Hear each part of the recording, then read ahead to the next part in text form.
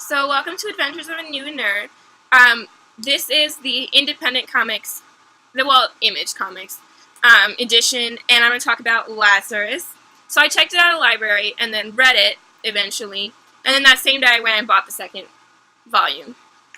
It's more serious than the types of things I usually enjoy, and there's less sass, but I really like, maybe it's the world I like, it's like these gang mob bosses that are like Monsanto's are families, and they like run everything, and they have like family negotiations and stuff.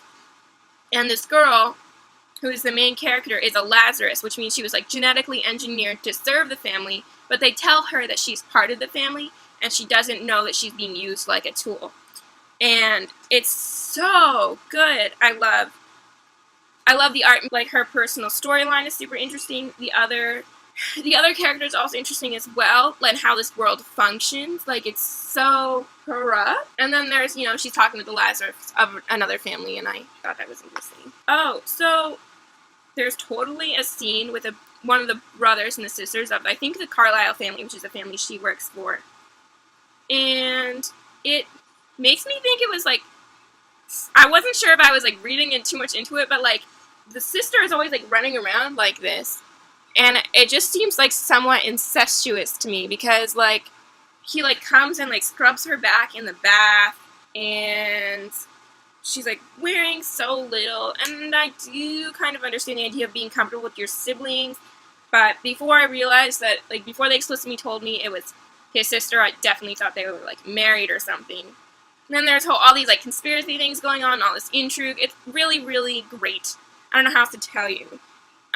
To read it, please. And then I went and bought Lazarus 2, where we get to find out more about her growing up, which was both like cool and heartbreaking and sweet at the same time, because the dad is the only one, the leader of the family is the only one. He's like, she's obviously his favorite of the children. He's like, I have 4 children, or 5 children, and the only one that was worth a damn is the one I had you build for me. But then later he clarifies that he loves her, but like one would love an object or a pet, not a human, just a thing to use.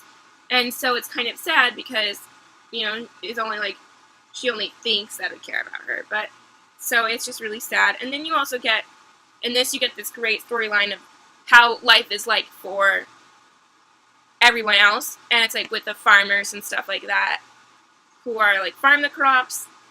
And I want to know what her ploy is, because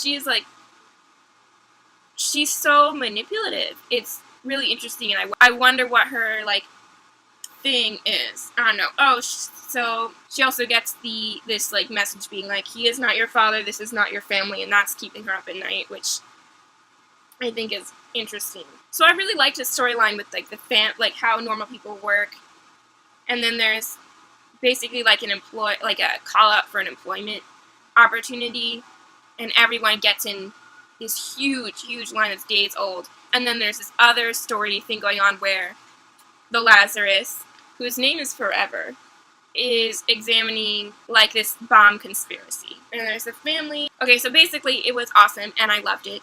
And it's been a little bit too long since I read it to talk about it a whole lot and explain it, but it was super, super great.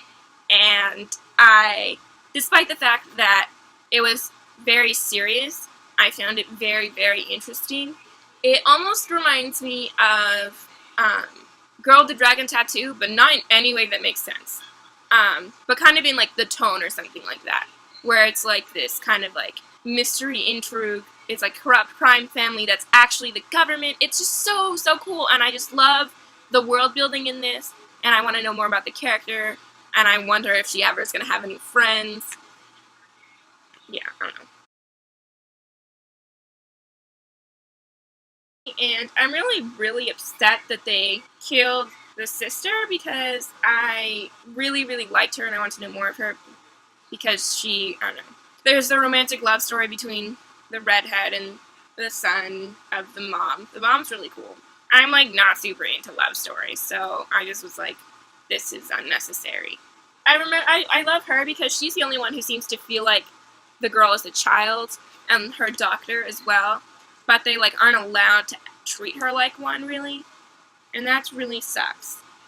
But I love their relationship so much between her mentor and the Forever.